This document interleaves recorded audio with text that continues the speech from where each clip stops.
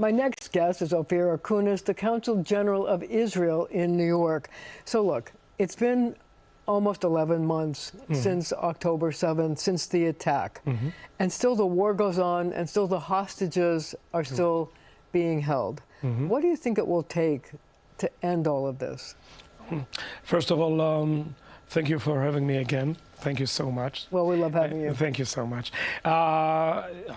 We'll defeat Hamas. Israel will defeat Hamas. That's actually the main goal of the war, and we don't want it.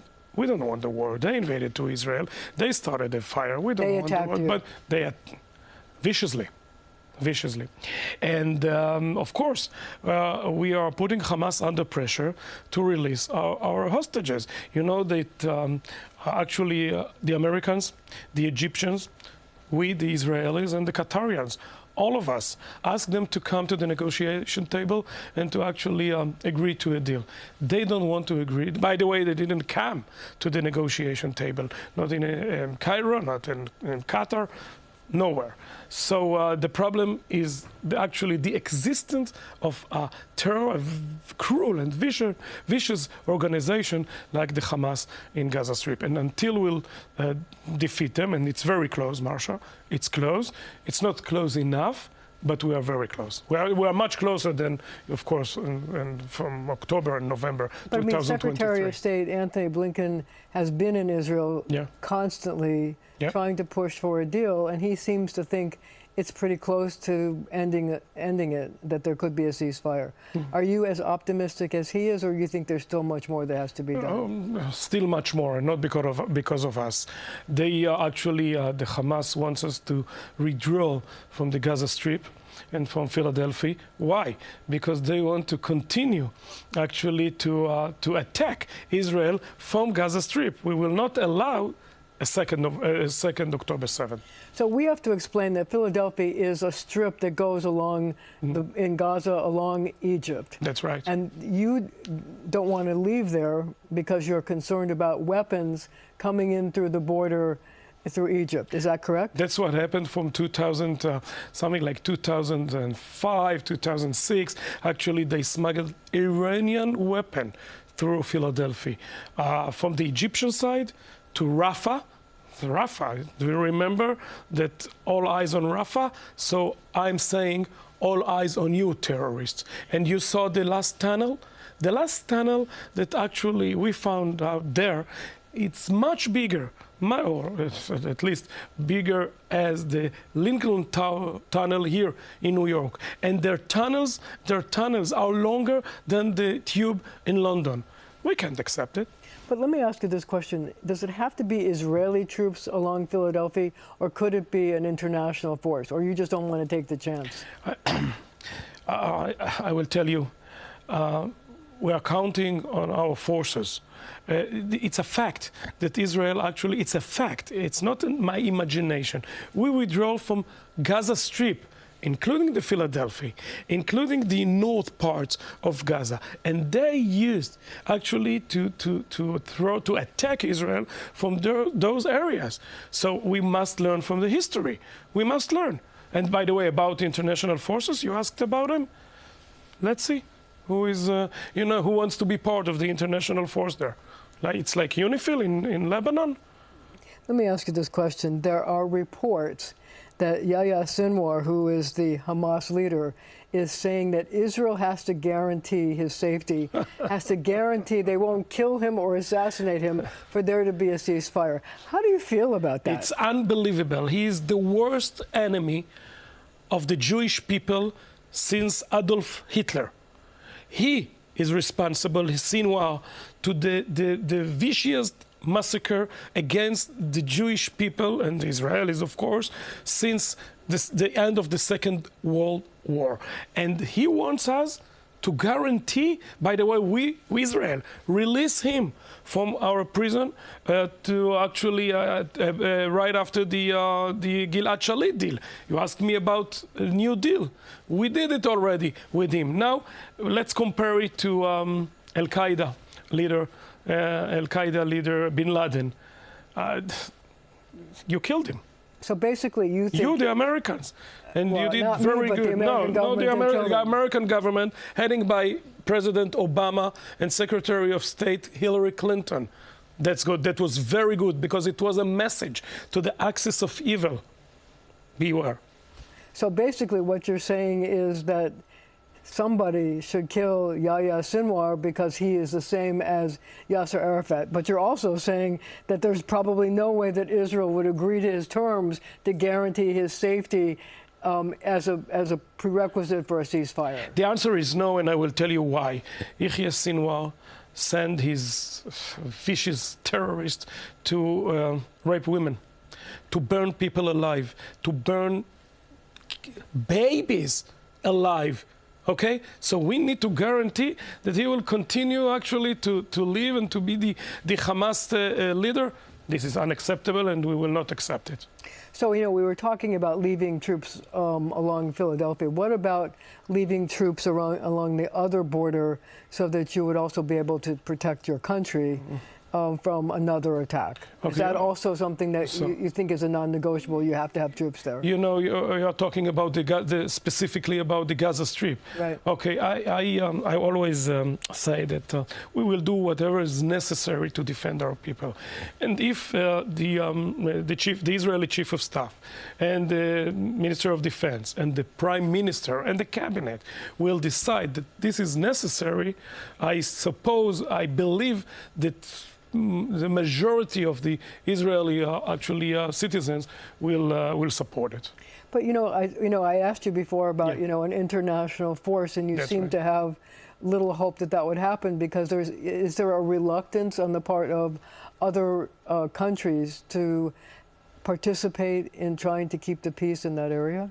I will tell you, first of all, it's very good that there is an international coalition against the Houthis in Yemen, and it's very good. I remember the international coalition against Saddam Hussein. That was very good.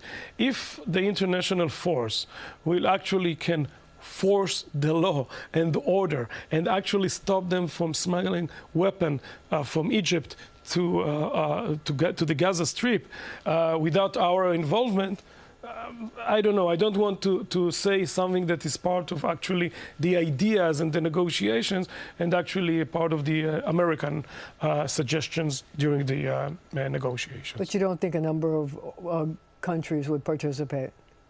I want to hear. I want a proof. I want to hear who will be participate. Who? The Americans, the British, the Italians, the Greeks. What about the Jordanians? Well, the Jordanians, the Emirates. Let us, let them say that they will be part of the international force, and then we'll talk about it. Okay, we're going to have to leave it right there for now, but our conversation continues right after the show on our streaming channel, CBS News New York.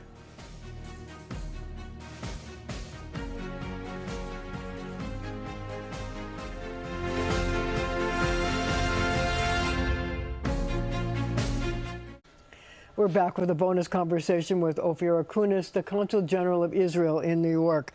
So one of the things that people are wondering about, Iran has threatened an attack, but that was weeks ago, and nothing's happened.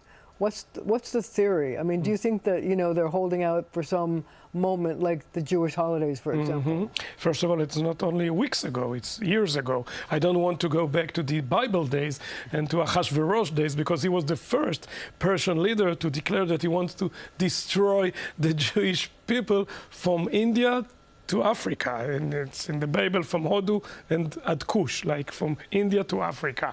And I want to tell you that when right after the Islamic Revolution in 1979, they declared that they want to destroy actually the Jewish state, the state of Israel, and the Zionists. And they're always saying it. And by the way, they are doing it. They tried to do it through their proxies. You're talking about a direct, that's right, their proxies. Here's the attack they're threatening. As you know, that there was a Hamas leader who was in Iran whose room blew up. Now, Israel has not taken any responsibility for that, but Iran is pointing the finger and says there's going to be an attack. And I know that the American government has actually sent a number of more warships to the area to try to protect Israel. So is there some feeling, is there a worry on the streets of of Jerusalem and Tel Aviv and around the country that this attack is coming, or do you think there's been negotiations that won't happen? So as I started to say, they are doing it every day. All the missiles from Lebanon through the Upper Galilee to Tiberias to other places are actually they're from Iran. So this is an Iranian attack. Well, through their proxies, not a direct, you're right. I mean, not a direct from Iran to You're Israel. right. The Yemen's as well, Hamas as well, and all the Hezbollah, and Hezbollah, of course. And I want to tell you something about it because I heard even here in the United States 3 or 4 weeks ago that the missile actually killed 12 innocent kids and teenagers wasn't Hezbollah's missile. Well, of course it wasn't Hezbollah's missile. It was Iranian missile. So, and they just use it. So I want to tell you, they are doing it all the time, the Iranians. If you are asking me if they will do it from Iran or from the parts actually that ruled by their militias in Iraq, we are ready. We are not afraid. They can threat. They are doing it all the time. We are ready to defend our people in various actually various ways. I'm not going to ask you for specifics, but I wonder, what's the mood in Israel right now? First of all, you know that you asked in your very first question about the fact that it's already 1 year of ongoing war in Israel. We prefer peace. We prefer peace. We don't want it. We didn't start the fire. We didn't invade it to Gaza. They invaded to Israel. They started the fire. All we are doing now is reaction to action. So we will be very happy to celebrate the Jewish holidays, as you asked, peaceful, days. But we are ready. We are ready to attacks, actually. So what effect do you think the presidential elections will have on the situation in the Middle East?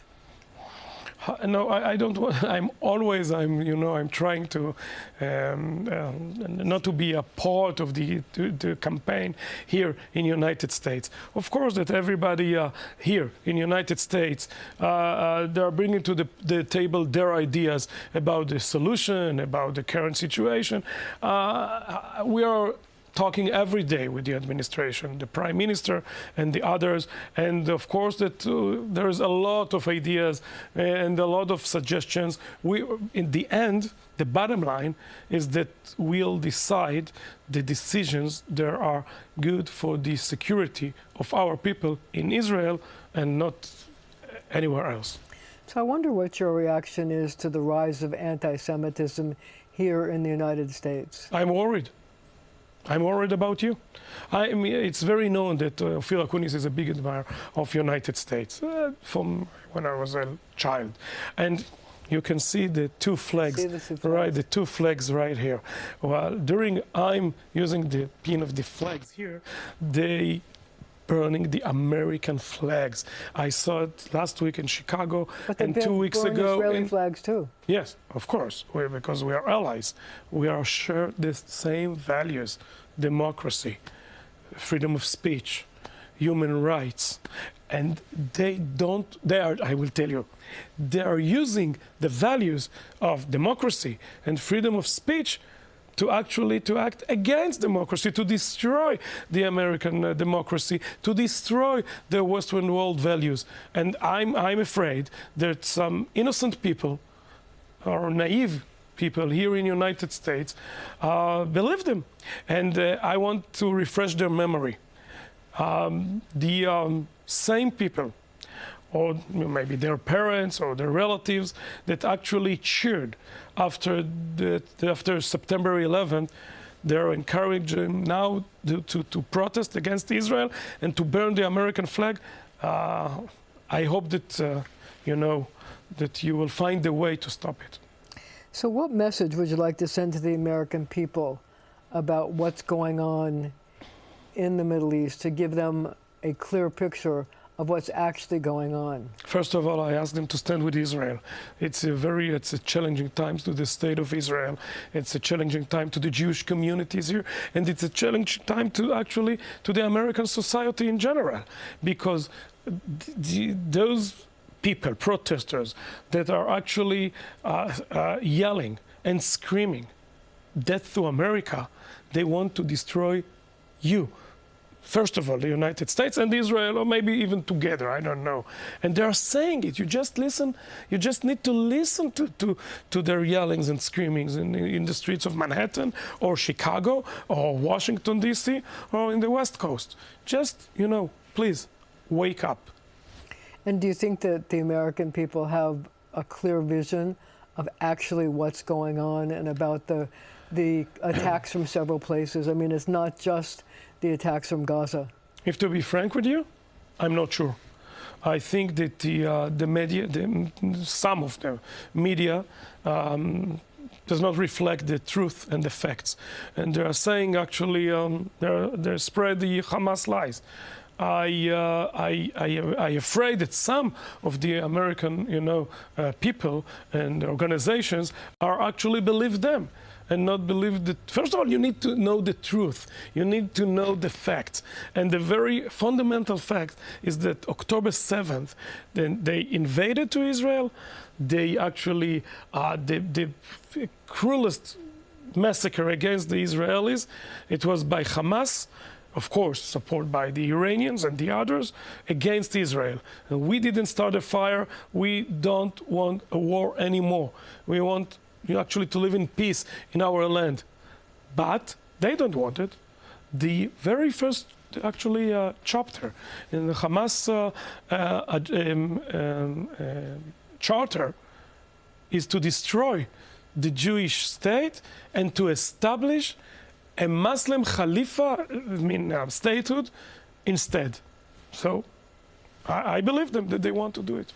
So my last question is this. Some people have suggested that refugees from Gaza should be allowed to come to the United States as asylum seekers. I wonder how you feel about that suggestion. No, I'm not dealing with this issue these days.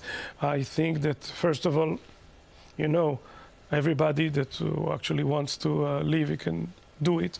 And by the way, the United States is open to the various populations and nations. So I don't want to be, that I know it. But I think that now not mine, our as a state is to be sure that the main goals of the cabinet decision about Gaza that will happen, to defeat Hamas and to release our hostages and to bring them home. And actually, I'm saying from here to the Hamas and to the international community, for all of them, of course that we want to bring them home. I want to say to them, let them go. And that's why you're wearing the yellow ribbon, because you want to bring the hostages. Of course, that I met a lot of hostages' families. It's very emotional. It's very sad. It's a huge tragedy. In the year of 2024, actually, it was in 2023, but it's still till these days. They kidnapped babies, Holocaust survivors, women. This is unbelievable. We want them home until Chagei Tishrei, the Jewish holidays. I hope that it will happen. Thank you very much for joining me. Thank you so much, Marcia. Thank you at home for joining us as well.